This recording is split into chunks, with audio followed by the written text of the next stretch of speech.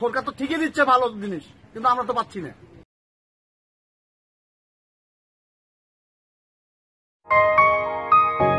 দৈনিক লাখো কণ্ঠ।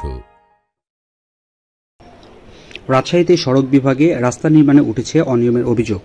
সড়ক ও জনপথ বিভাগ রাজশাহী থেকে পাওয়া তথ্যে জানা যায়, 20-21 অর্থবছরে পুঠিয়া উপজেলার পুঠিয়া বাজার থেকে বাগমারা উপজেলার ভবানীগঞ্জ বাজার পর্যন্ত মোট 27 কিলোমিটার রাস্তা নির্মাণের কাজ পায় আমিনুল হক নামক ঠিকাদারি প্রতিষ্ঠান।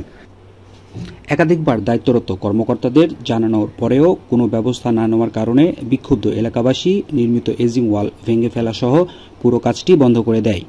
মোহনের দোকান থেকে শুরু করে এই পর্যন্ত আপনার পুরাটাই 3 নম্বর ইটে কাজ চলছে।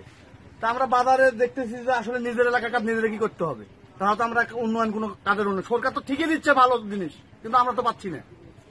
সে কারণে আমরা জনগণ প্রতিবাদ হয়েছি যে 3 নম্বর ইট দিয়ে আমরা কাজ করতে দেবো না। আমাদের পুনরায় ইট উঠাইলে পুনরায় গঠন করতে হবে এগুলা। কিন্তু এখন আবার ওরা ওই সেই ইট নিয়ে এসে এই কাজটা আবার এরা শুরু করেছে। তো আমি বাধা দেওয়ার পরে এখন বর্তমানে কাজটা এই অবস্থা বন্ধ আছে।